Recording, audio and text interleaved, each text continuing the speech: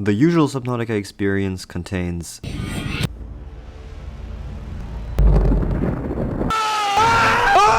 but what if you started in the deadliest biome of all? Yeah, it's virtually impossible to beat the game this way, unless you mod it or give yourself some items to increase your chances for survival. Both are great videos, you should definitely check them out. So the next closest biome would be the Lost River, specifically the giant cove tree. When first starting the game, you spawn in a light pod with functional fabricator and medkit fabricator, a broken radio, and a small assortment of items. Trying to recreate that could look a little like this. The two fabricators are built, the radio needs to be assembled by us, the player, and the base draws power from a bioreactor that we aren't allowed to deconstruct. Starting with these conditions, I want to see if beating Subnautica is even possible.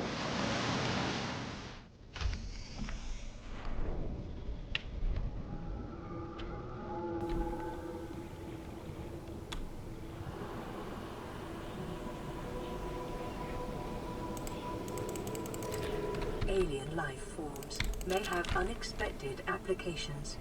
Utilizing alien resources is a proven survival strategy. Silver-based wiring kits are an essential component of many habitat modules. Okay. Yeah. That is, Oh, this is going to be so hard. So, here I was, 900 meters deep in the ocean of an alien planet with nothing but a small base and some meager supplies. Oxygen, critical. Swimming speed, non-existent. Survival odds, 0.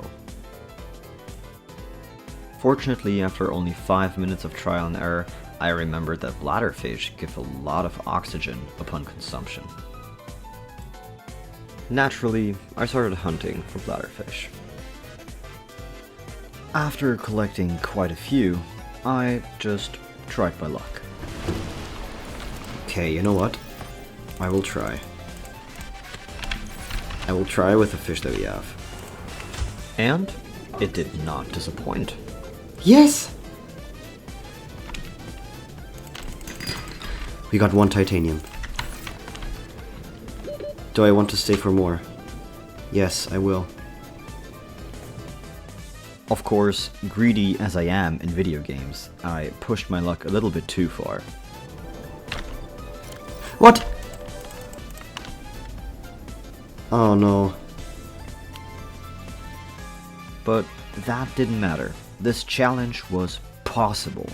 I only had to have a lot of bladderfish in my inventory, and I should be able to gather lots of materials. Gosh. I only need 3 titanium. Yes! Wow, I got very, very far. I got very far. Further than I thought, actually. So we got 1 titanium. Oh no. Only after about 35 minutes I had enough titanium to make my very first oxygen tank. Oh yeah. New blueprint acquired. And this one we can almost make if we have 4 more titanium. Without the rebreather, my oxygen was getting low way too fast. So getting a few more seconds on the clock was a game changer.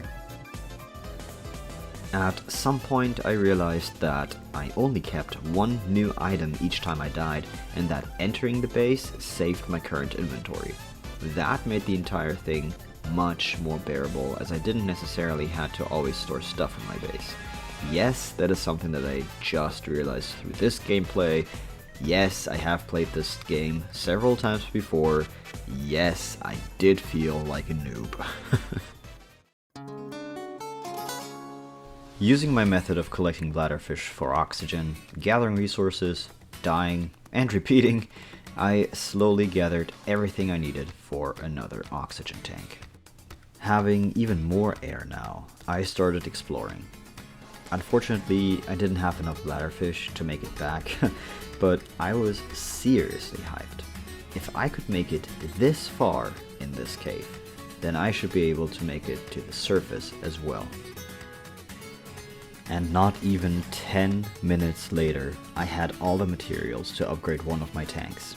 This seriously was a turning point. I was able to swim even further than before and reach outcrops I hadn't even seen yet. With this new ability, I went in search for more materials to get a second high-capacity O2 tank. Even though I was sure that I wouldn't be able to make it out of the Lost River yet, I tried anyway. And I got incredibly far. So far, in fact, that I tried another route out of the cave. 2 high-capacity O2 tanks, and a larger number of raw bladderfish than a person should ever eat later. No way. Bruh. I'll have to try. No way. Hello, Ghost Leviathan. Come on. This would be huge. Bro, I think we are able to do this. Oh no. No! Wait, that's why I brought medkits. Unfortunately, eating raw bladderfish dehydrates very quickly, so there was no way I would make it to the safe shallows in my current condition. It is so unfortunate. Yeah. Okay. But yeah, we made it extremely far. My next mission? Bladderfish. Again.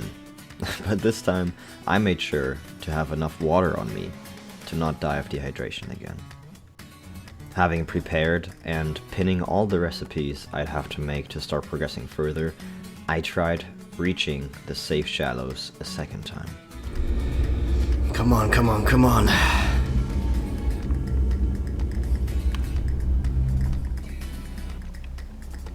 No, this. And we made it, guys. We made it. Finally, I had made it. But apparently, I didn't know the game as well as I thought. This will give us all the water that we need for now. This is so exciting.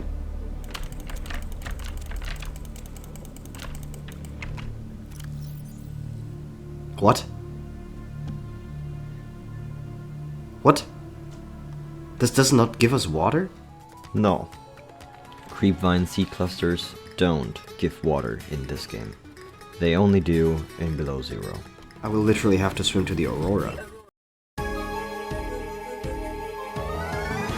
Dying here meant I could only keep a single item.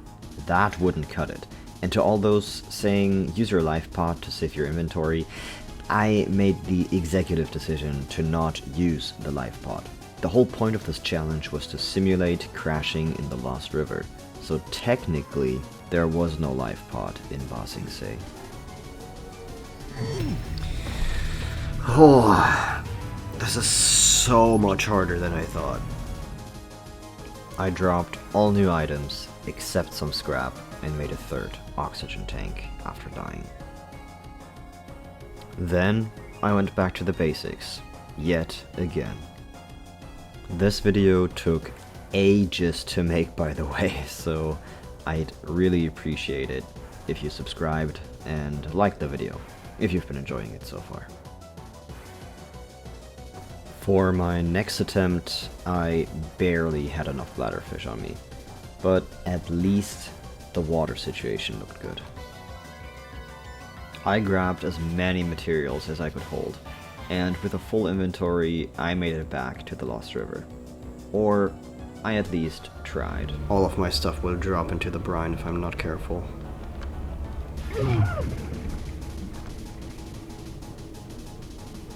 Okay. Fortunately, this was just a minor setback, as I was able to get my stuff fairly quickly. Come on. Stay here. I can grab this. And almost as quickly, I not only had fins and a scanner, but also a knife and an air bladder. I did make an air pump and some pipes to accompany it, but didn't really use it that much. But I did have some titanium left to spare to make another O2 tank and some storage. Then I went out again. This time I tried scanning as much stuff as I possibly could. Remember, every time I needed to craft something, I had to get back to the Lost River, as I didn't yet have a habitat builder. After getting the blueprints for the sea moth and the sea glide, I went to the floating island that has the Tagasi survivors' bases on it. I needed the outdoor grow bed and a reliable food source besides bladderfish. Screw you! And I took care of those guys. I hate those things. I picked up the purple tablet, grabbed some blueprints, scanned a bunch more stuff, and went back into the depth to craft as many things as possible. While I did die on my way back, it was right in front of my base, so no problems there. Almost immediately, I made another scanner. I freaking misclicked. I misclicked. And another high-capacity O2 tank, which was followed by finally the habitat builder. I don't think it's ever taken me 4 hours before to get that. I didn't have enough materials to make anything else, so I went on a couple gathering trips and then built myself the rebreather. Then I made the sea glide and went back to the surface. Nothing could stop me now. I literally meant business. As soon as I made it back to a good spot, I built a mini base. This would be my new base of operations from now on. Quickly, I gathered all the materials necessary for the mobile vehicle bay and the sea mod.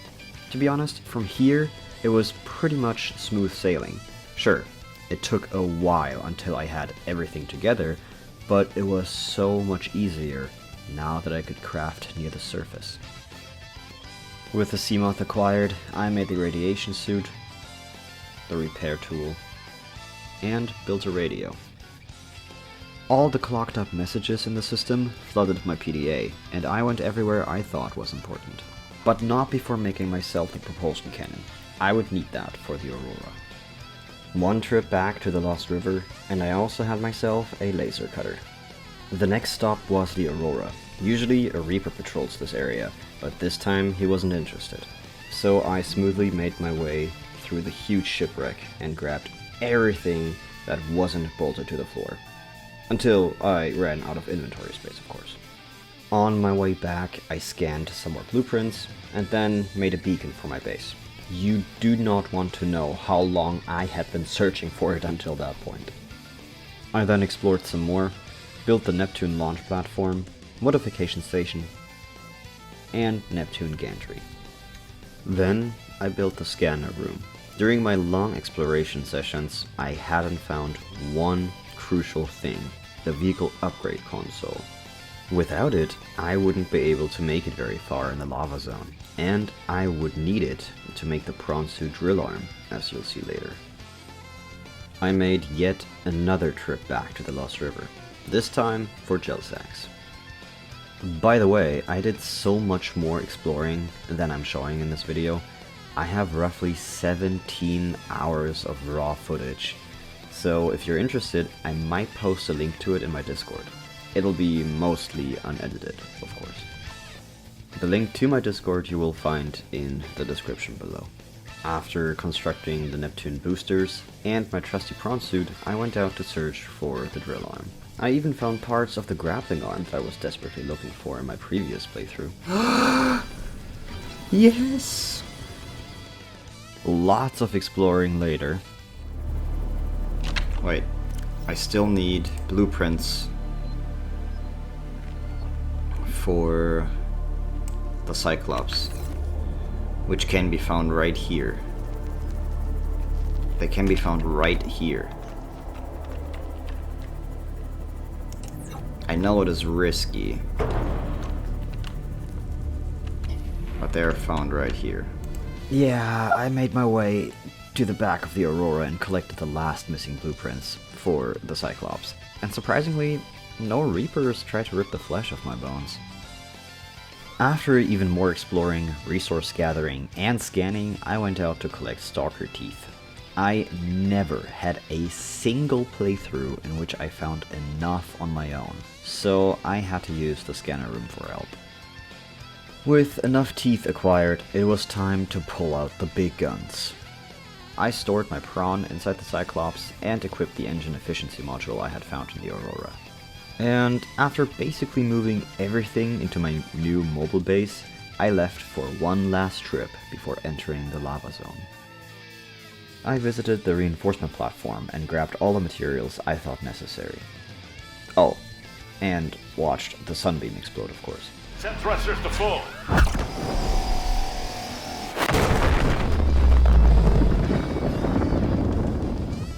And after trying to explore the exact same wreck for the 4th time or so, I took my Cyclops and drove towards the deadliest biome of all. Having arrived at my first base, I grabbed some more materials. Then I made the Cyclops depth module Mark 1. And just watch what I did pretty much immediately after. I need the depth module and the plasteel ingot. Okay. Maximum depth reached. Hull damage imminent. Boom. Yeah, upgrading the depth module while within crush depth was way less scary than I thought. This way I also found out that the Cyclops regenerates its health, so that's a point. And after making the Cyclops shield generator, it was finally time.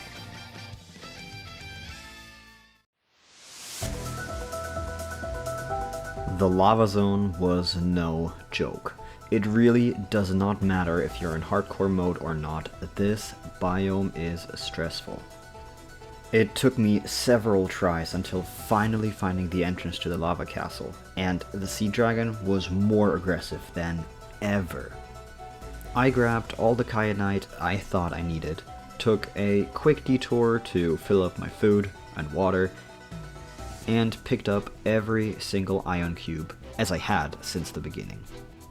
With the kyanite, I was able to make the Cyclops thermal reactor module, probably one of the most useful and overpowered modules in the game. The Cyclops uses a lot of power when driving in normal speed, and the small lava larvae that roam the lava zone love sucking the energy out of things. But with this module, my Cyclops used the heat to regenerate its power. Oh, and remember me saying that the sea dragon was more aggressive than ever? That was not just a cool sentence I threw in to make the script more exciting. I had several encounters, more than I usually do. Oh, hello, oh no, oh no, oh no, are you joking? Yeah, I was having the time of my life. From then on, I made sure to use the silent mode more often, and I stuck to the sides way more than before. Soon after, I found the entrance to the lava lakes and made my way to the primary containment facility. From there, I used the portals to grab all the ingredients for the hatching enzymes and make some food. But I was missing one vital thing, a second blue tablet. Had I collected more kyanite, it wouldn't have been a problem. But of course, I didn't think about that. So I had to swim all the way back to the Cyclops, where I, of course, didn't have a single piece of kyanite. My solution? Well, swimming through the inactive lava zone, and trying not to die. Which actually worked out better than I thought. Back at my second base, I crafted the missing blue tablet and then visited Mommy Sea Emperor. Something that I didn't know before and I'm still not 100% sure on is the amount of ion cubes the game gives you. So far I had collected every single one I had seen and activated every portal there was. But I was missing one singular cube to get out of the Emperor's cage. And apparently the game gives you exactly enough ion cubes to activate every single cube powered thing, which is nice, but that also means you have to make the drill arm module for the prawn suit in order to make the ion power cells required to build the Neptune rocket. And that can only be done with the vehicle upgrade console, the last missing piece of the puzzle. I have about 2 hours of footage after this just looking for that one stupid thing. And that's basically all I did for the rest of my recording sessions, trying to find this dang blueprint. It even got so bad that I pulled up an interactive map of Subnautica to figure out where this thing could possibly be. I've never done that before, but it was literally the last thing I needed, so I made an exception. Holla freaking Luya. Oh my gosh. We can finally finish the game. And finish the game, I did. All I had to do was gathering more materials. How often have I said that during this video? Anyway, I made the drill and grappling arms and headed for the primary containment facility again. It's the best source for ion cubes as it regenerates within minutes. Soon after, I was on my way back to the Neptune launch platform. By the way, don't ask me how, but at some point I somehow bugged out my game into thinking I was indoors while swimming, so I didn't lose any oxygen while swimming. I just restarted my game and everything was fine. No idea what happened there. After building the last part of the Neptune, it was finally time to... You know what we forgot? We didn't turn off the gun. Let's turn off the gun because we forgot to do that. And I forget to do this every single time I play this game. Yay. So I turned off the gun. Wait a second. I don't have my upgrades anymore. I wanna die. What is this? Okay, then I went to the reinforcement platform and turned off the gun.